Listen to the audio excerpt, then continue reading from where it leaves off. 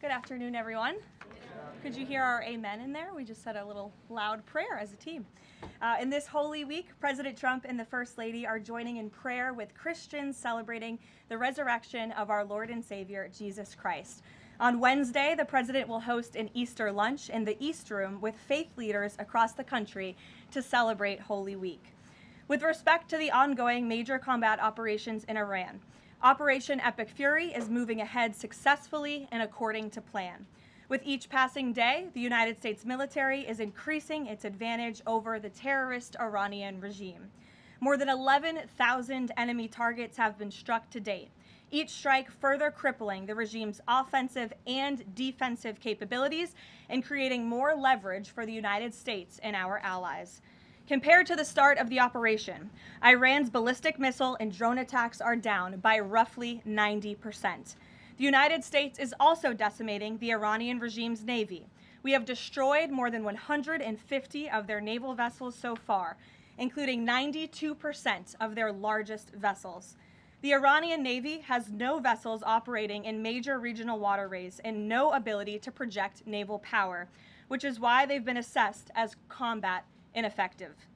Our military continues to obliterate Iran's defense industrial base, with nearly 70% of their missile, drone, and naval production facilities and shipyards damaged or destroyed thus far, significantly reducing their ability to pose future threats in the region. U.S. and Israeli joint forces control the skies and have asserted air dominance over Iran, completing more than 11,000 successful combat flights thus far. The trend remains clear.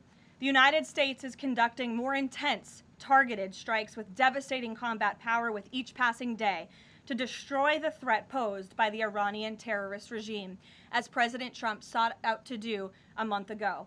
It's no surprise that we are seeing the remaining elements of the regime become increasingly eager to end the destruction and come to the negotiating table while they still can. Despite all of the public posturing you hear from the regime and false reporting, talks are continuing and going well. What is said publicly is, of course, much different than what's being communicated to us privately. As a result, President Trump issued a 10-day pause to postpone planned strikes on Iranian power plants and energy infrastructure. This remains a truly once-in-a-generation opportunity for the regime to make a good deal with the United States, permanently abandon their nuclear ambitions, and stop acting as the world's leading state sponsor of terrorism. If the Iranians reject this golden opportunity, the greatest military in the history of the world continues to stand by to provide President Trump with every option available to ensure this regime continues to pay a grave price. One way or another, Iran will no longer have the credible ability to threaten the United States or our allies, which is, of course, the overall objective and mission the President set out when he launched Operation Epic Fury.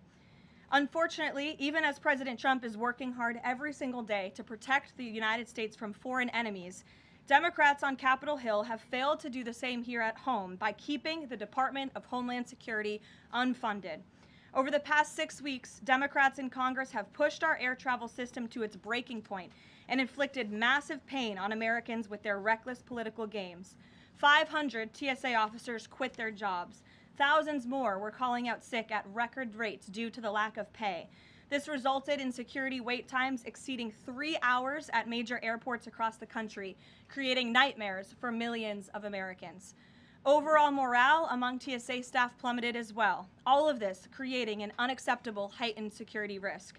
Because of the Democrats' unwillingness to do their basic job of funding DHS, President Trump determined that these circumstances constituted an emergency, compromising American security.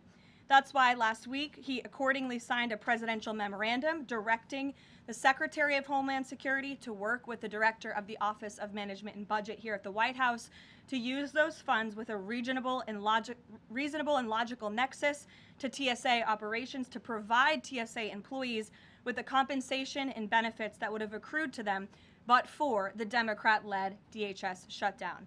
This bold and necessary action by President Trump will ensure our TSA workers receive their hard-earned paychecks. It should not have come to this point, but President Trump will always do what's right by the American people, and he found a way to do that to get TSA paid. Ensuring that these federal workers who perform critical public safety responsibilities can feed their families, pay their rent, and show up to work is something the president was honored to do. But this moment should be an eye-opening one for the American people. Let's be clear about what is happening. Democrat members of Congress are more than happy to put your safety at risk because they oppose the president's and his administration's efforts to enforce our nation's immigration law. Democrats refuse to fund ICE because they want millions and millions of illegal aliens to pour into the country just like they were under the Biden administration. They want murderers and rapists and thugs to remain in your communities rather than be removed by ICE and Border Patrol agents. The Democrats created this mess. They are the reason for long lines at airports and tens of thousands of employees going without pay. Once again, President Trump is cleaning up their mess because he cares more about the American people than destructive, petty, partisan politics. With that, I will take your questions today. Here in our new media seat, we have Wid Lyman. Thank you for being here. And why don't you kick us off? Thank you. Happy Easter. Thank you. You as well. Two questions for you. Thank you. There are some concerns the administration is starting to change its position on deportations, border enforcement, possibly asylum policies. What would you say to Americans that are somewhat concerned that the shift has happened? Sure. Well, while there has, of course, been a change in leadership at the Department of Homeland Security with former Senator, now Secretary Mullen, joining the president's cabinet, I can assure the American people there has not been a change in policy. It has always been the policy of this president and this administration to deport the worst of the worst illegal alien criminals from our communities. That's something I know Secretary Mullen remains wholeheartedly committed to doing. And it's something that is overwhelmingly popular with the American people. And it's something that is necessary to protect our homeland and to prevent deaths of Americans in our country. Just last week, Sheridan Gorman, a young woman in Chicago, was shot and killed on the street walking with her friends outside of her university by an illegal alien from Venezuela who had no right to be here in the first place. And it's despicable that Democrats are currently defunding the department that's responsible for removing illegal aliens like that. And I would also add it's despicable that the lack of coverage of this young woman's case, of her life, and the way that it was tragically cut short. I saw a survey over the weekend that I'd like to bring to all of your attention. This is the media coverage of the case of Sheridan Gorman. You have ABC News has spent 1 minute and 19 seconds between 2 days when this case was first alerted. You have CBS, 2 minutes and 1 second. You have NBC, 23 seconds spent on the life of a young, beautiful American woman whose life was taken short by an illegal alien who should have never been here in the first place, when we are in the middle of a battle on Capitol Hill with a major political party, the Democrat Party, who wants to defund the agency that is responsible for protecting Americans. I think her life was worth more than 23 seconds on cable television, and I think the people in this room have a responsibility to report on cases like this because it just exemplifies why the president believes so strongly in deporting illegal aliens from our communities. And thank you for the question. Dasha, go ahead. Karoline, I have two questions, one on Iran and one on DHS funding. On Iran, the president has said that the administration is talking to a new and more reasonable regime. How confident are you that they are legitimate and have enough grip on power? Marco Rubio said earlier that he's not sure and it's not clear whether they will be in power. So are you also talking to other factions?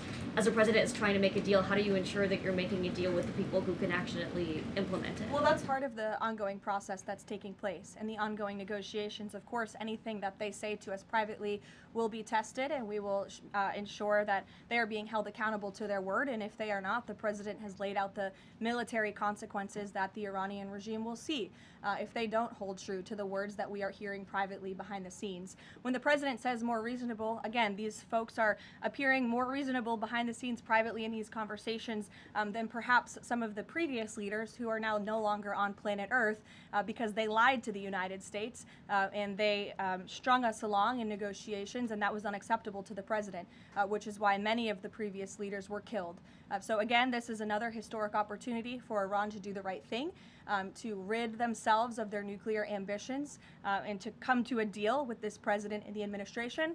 Or again, they will see the grave consequences of the United States Armed Forces, which they are continuing to see every day throughout this operation. On DHS, how long can the administration keep paying TSA without action from Congress? And not to be hyperbolic, but given the the airports were really the pain point that was pushing both sides to talk to each other. I mean, do you see a way for DHS to reopen? Is it possible this keeps going through the midterms? Well, we certainly hope so. I mean, of course, the president just can't keep signing presidential memorandums and proclamations every time Congress fails to do its job, and every time Democrats are holding our entire country hostage, picking and choosing which programs and agencies they want to fund just because they don't like this administration's policies. That's not how it's supposed to work. They voted 7 times against funding DHS over partisan and political reasons. And so, again, the president has stepped in to do the right thing at this moment in time, but the president is also encouraging Congress to come back to Washington to permanently fix this problem and to fund and reopen the Department of Homeland Security entirely. Karoline. Stephen. Thank you, Caroline. 2 questions, one on TSA, one on Iran. On TSA, for ordinary Americans watching the briefing, how long until everything goes back to normal at airports after the president's action? And then on Iran, on the time frame, President Trump initially said about 4 weeks. Secretary of State Rubio on Friday reportedly said it might be another 2 to 4. Is 2 to 4 the current ballpark that the administration is thinking? With respect to the timeline, again, the President, Commander-in-Chief, the Pentagon has always stated 4 to 6 weeks estimated timeline for Operation Epic Fury. We're on day 30 today, so again, you do the math on how much longer the Pentagon needs to fully achieve the objectives of Operation Epic Fury, which I will reiterate: destroy the Iranian Navy, destroy their ballistic missiles, dismantle their missile and drone production infrastructure, significantly weaken their proxies throughout the course of this operation, and then, of course, preventing Iran from ever obtaining a nuclear weapon. To your first question, Stephen, about TSA and airports, nothing will be truly normal again until Democrats do the right thing to fund this agency fully. Again, the president has stepped in the meantime to do what's right to end this crisis that we've had at air travel and at airports across the country in the meantime. But again, Congress needs to come back. Democrats need to fund the Department of Homeland Security so we can formally and fully get these great employees paid long into the future. Jonathan. Thanks a lot, Caroline. 2 questions regarding the financial costs of the war. Back during the Persian Gulf War, 1990, 1991, Arab countries paid for the vast majority of the cost of the war. Kuwait, Saudi Arabia, the UAE. Who's paying for the cost of this war? Will those Arab countries step up to do just that? Well, I think it's something the president would be quite interested in calling them to do. I won't get ahead of him on that, but certainly it's an idea that I know that he has, and something that I think you'll hear more from him on. And then secondly, the cost of diesel is averaging at $5.38 a gallon right now. What's the message from the Trump administration to truck drivers who are dealing with those high fuel costs right now? Again, we understand, we hear you, we see you. We are fully tracking this short-term fluctuation in oil and in diesel prices, and that's why the president and the administration have continually announced robust actions to provide stability in the global energy market. As you know, political risk insurance, one of those actions, allowing countries to purchase sanctioned oil just to increase the supply. In the meantime, we've worked to release 400 billion barrels of oil and refined products as well. We issued the 60-day Jones Act waiver. All of this has, with the goal of increasing supply to create stabilization in the market in the meantime. But the overall message, as we've repeatedly stated, is, again, these are short-term actions and short-term price fluctuations for the long-term benefit of ending the threat that Iran poses to the United States of America, our troops, and our allies in the region, and ensuring that this regime can no longer control the world's free flow of energy through the Strait of Hormuz, which is something the administration continues to tackle day by day as well. Jennifer. Just 2 questions. Which Jennifer? I'll go to both of them. Go ahead. So 2 questions. One on China and one on Iran. On China, ahead of the president's trip to Beijing, will there be a working level meeting with Secretary Bessent, Jameson Greer, et cetera, and when will that be? I do expect cabinet officials to travel to China ahead of time. I don't have a readout on their schedules for you, but this is something we typically do with international travel, as you know. So I'll talk to the Treasury Department and the cabinet myself, and we'll get you that answer. But we do expect them to move ahead of time. Okay, and thank you. And on Iran, if Iran is kind of cherry picking what tankers get to go through the strait now and contemplating big tolls on those tankers. Is that consistent, or how is that consistent really with the president's message about really wanting the strait to be fully open?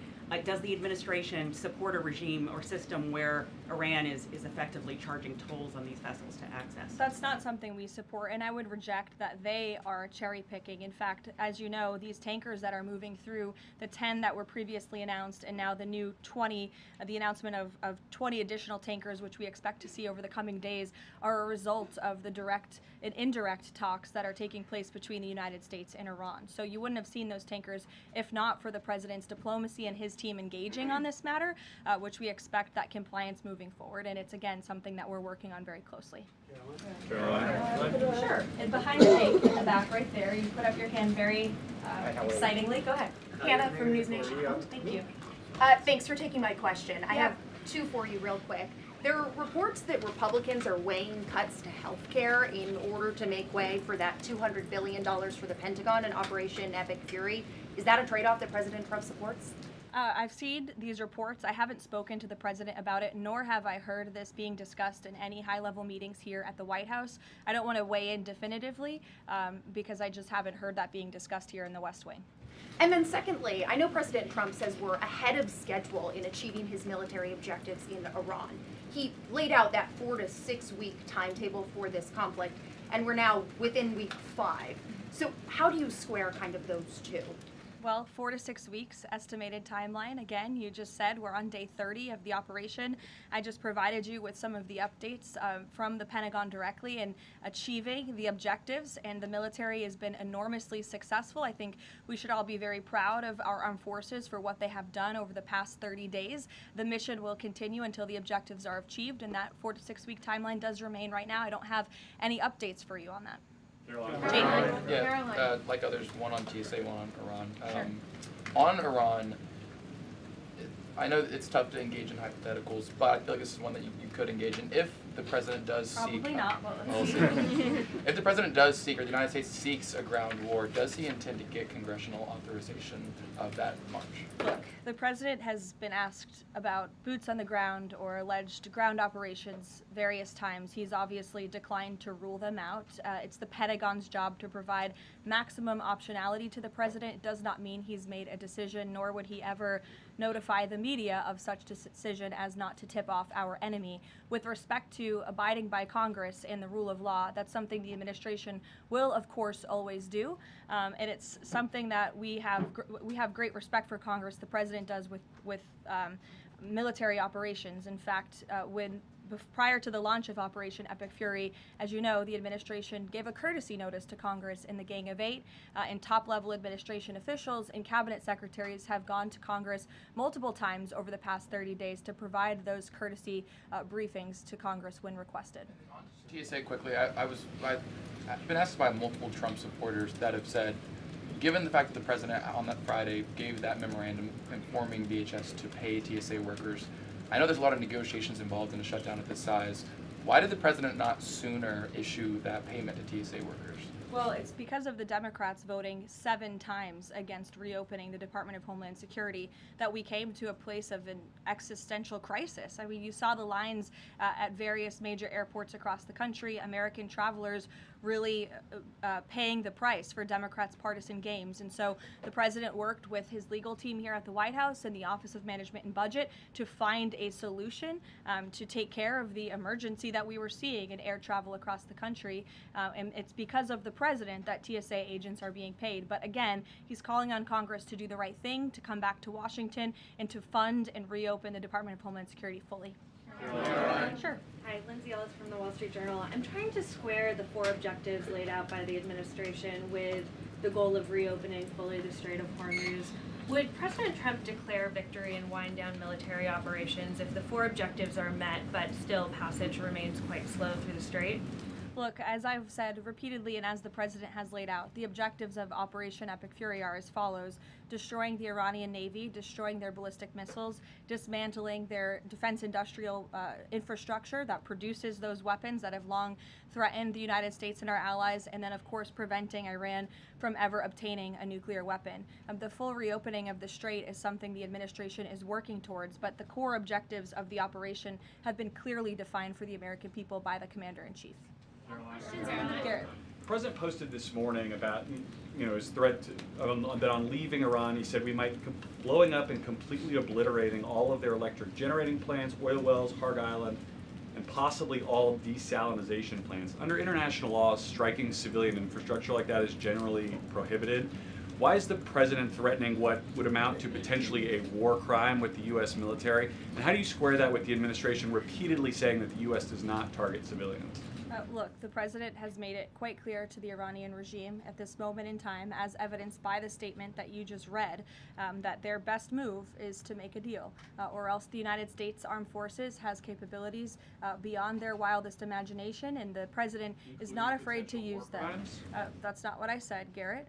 And you're saying the word potential for a reason, because I'm sure some experts are telling you that in your ear to try to ask me that question. Of course, this administration and the United States Armed Forces will always act within the confines of the law. But with respect to achieving the full objectives of Operation Epic Fury, President Trump is going to move forward unabated, and he expects the Iranian regime to make a deal with the administration. To that end, which of those objectives would destroying a desalinization plant most help? Haley, go ahead. Thanks, Caroline. I want to follow up on Iran. When you're describing that the Iranians you're in contact with are being more reasonable this time around in discussions, what specifically are you hearing that is leading you to that conclusion, and how are you defining what's reasonable versus unreasonable in that regard? I'm not going to detail the private and sensitive conversations that are taking place between the United States and Iran right now. But generally speaking. Generally speaking, the president gave you the answer. What we're hearing from them is more reasonable. They have agreed to some of the points the United States laid out, as the president said last night aboard Air Force One. But again, as for the specifics, as these negotiations are ongoing, we're not going to broadcast them to the world unless the president chooses to do so, which he has the full right to do as the leader of the free world. Caroline. On Cuba, the president threatened to tariff any country that would send oil to Cuba, but now the U.S. is letting this Russian tanker to Cuba. Is this a policy change, or is he willing to let more tankers into Cuba now? This is not a policy change. There has not been a formal change in sanction policy. As the president said last night, we allowed this ship to reach Cuba in order to provide humanitarian needs to the Cuban people. These decisions are being made on a case-by-case basis. And as the administration has said, Cuba's non-functional economy cannot be fixed unless they undergo dramatic political and leadership change. But there has been no formal change with respect to sanction policy. So you could expect more tankers to go to Cuba? Again, these decisions are being made on a case-by-case basis right now. Thanks, Caroline. You addressed this a little bit in the opening, but just to follow up, because Americans are sort of seeing these conflicting messages between the United States and Iran. I know the president insists that negotiations are underway. As you just mentioned, he's also said that Iran has agreed to most of the 15 points. We just heard from Iran again. They're saying no negotiations are taking place. They're calling the proposal excessive, unrealistic. So how do you square that? How do you explain that discrepancy between the two? I think the American people are smart enough not to take the word of a terrorist regime that has chanted death to America for 47 years at their word. And I hope the journalists in this room are wise enough not to take an Iranian regime that has repeatedly lied about our country, about our values, about everyone in this room, frankly, for nearly 5 decades. So I think the American public are smart enough to understand that. And just to follow up on the objectives, you've laid them out, but I know the president has set a deadline for April 6th in just 1 week. What does the president need to see to not move forward with those strikes by April 6th? Well, I think he said it in his Truth Social post this morning. He wants to see a deal over the next 10 days. That timeline is waning, several days left, and we'll see. I won't get ahead of it. We'll see what happens in the end of the 10-day period. Caroline, thank you. One on Iran, one on the shutdown. The president continues to say the U.S. is in conversations with a more reasonable regime, but there are now hundreds of U.S. Special Operations Forces, including Navy SEALs and Army Rangers in the Middle East, as well as thousands of other troops already deployed. So is he trying to end or intensify the conflict? The president is focused on achieving the objectives of Operation Epic Fury. With respect to forces that are on the ground in the Middle East, it's the job of the Pentagon to create maximum optionality for the commander-in-chief. It does not mean the president has made any additional decisions. Again, he remains focused on ensuring that the Pentagon continues to achieve the objectives of the operation that was launched 30 days ago, and we're well on our way to doing that. So if an American sitting at home hearing him say, I want to talk, but I keep seeing them send troops to that region. What are they to make of what's going on? There's two tracks here. The president has always said that diplomacy is his #1 option and priority. Again, he tried earnestly, in good faith, to engage in diplomacy with the Iranian regime prior to this operation being launched in the first place.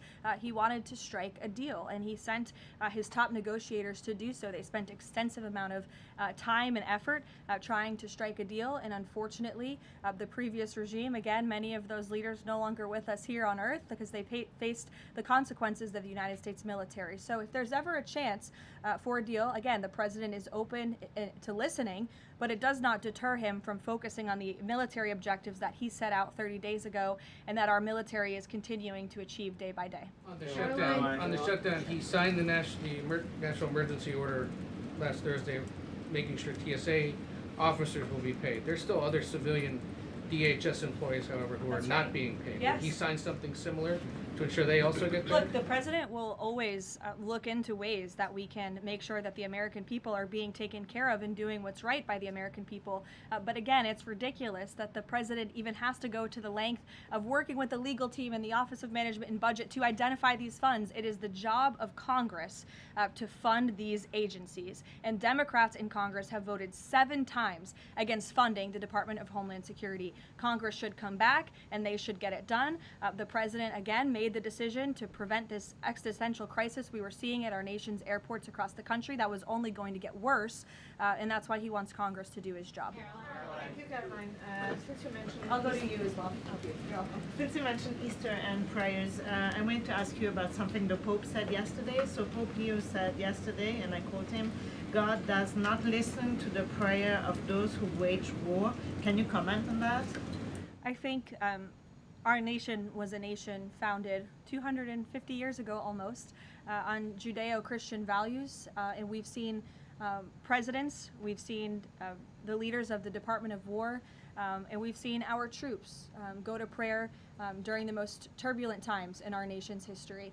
And I don't think there's anything wrong with our military leaders or with the president calling on the American people to pray for our service members and those who are serving our country overseas. In fact, I think it's a very noble thing to do. And if you talk to many service members, they will tell you they appreciate the prayers and support from the Commander-in-Chief and from his cabinet. Karoline, thank you. President Trump told the New York Post that a response is coming shortly to Tehran attacking Israel's largest oil refinery. Is there a timeline on that? Is that tied to the success or not of the negotiations? I don't have any updates for you on the president's comments. Still consider the IRGC in control of Iran?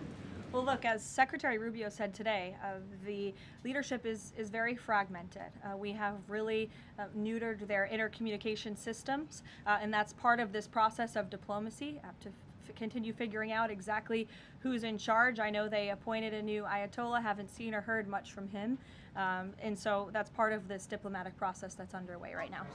I'll take a few more. Solon. Thank you. You listed the described humanitarian reasons for allowing that oil tanker to reach Cuba. Just to clarify, why was the administration okay with Russia sending that oil to Cuba and not other nations? Look, again, this was a decision. It'll continue to be made on a case-by-case basis for humanitarian reasons or otherwise, but there's been no firm change in our sanctions policy. President Sheinbaum of Mexico also said that Mexico is exploring different ways to restart some of those shipments to Cuba. Is the administration okay with that at this time? Again, there's been no change in our sanction policy. We still reserve the right to seize vessels if it's legally applicable that are headed towards Cuba and that violate the United States sanction policy. But of course, the president and the administration also reserve the right to waive those seizures on a case-by-case basis. And to clarify, just any more Russian oil tankers going to be allowed to reach Cuba at this time? Again, I know you say case-by-case, but for the case of Russia, is it pretty much green light right now? No, that's not what I said. It's a case-by-case basis. Sure, Jeff, go ahead. Switching topics, the president has always attended CPAC. He did not this year. Why did he not attend, and does he believe CPAC is becoming less relevant? No, I don't think he believes that at all. In fact, he loves CPAC and has a very good relationship with the great people who run it, Mercedes and Matt Schlapp. It was just simply for scheduling purposes this year, with it being in Texas. It was best for the president's schedule and what he has on his plate right now not to go. Michael. Thank you, Caroline. If and when Michael. a deal is finalized with Iran, how does the U.S. provide protection to who it's negotiating with to ensure that they can carry out the president's peace plan? Again, that's something I'm sure our national security team is discussing. I don't have anything for you on that today. On the ballroom, can you tell us more about this massive military complex underneath the president's new ballroom? I cannot tell you more about that, actually, as a matter of fact. However, the military is making some upgrades to their facilities here at the White House, and I'm not privy to provide any more details on that at this time. Caroline, go ahead. Reagan. Thanks, Caroline. Question on the Middle East and then a question on Antifa. Netanyahu said Sunday that Cardinal Pizzaballa will be able to hold services for Palm Sunday in the Church of Holy Sepulchre after he was initially blocked by Israeli police. Did anyone from the administration or the president call over to Israeli officials to assist the cardinal in this? Yes, I did speak with Secretary Rubio this morning, and we did express our concerns with Israel with respect to these holy sites being shut down. We want worshipers to be able to access these holy sites. Of course, safety is a top priority, but we understand Israel is working on those security measures to reopen the sites throughout Holy Week, and that's something that we're appreciative of. Antifa. In Texas, 9 people have been convicted by a federal jury on domestic terrorist charges connected to Antifa.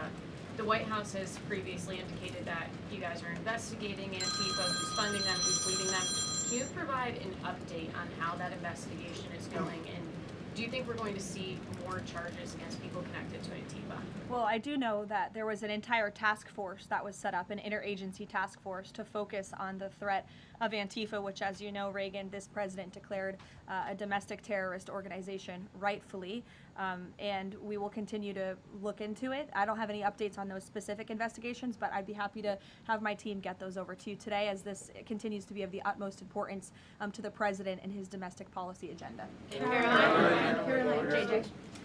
On one question on landmines, there's been some reporting that American-made landmines have been spotted on the ground in Iran. Did President Trump sign off on using U.S.-made landmines in Iran? I don't have any comment on that report today. Caroline, whether they're being used at all? I don't have any comment on that. Karen. Two on DHS.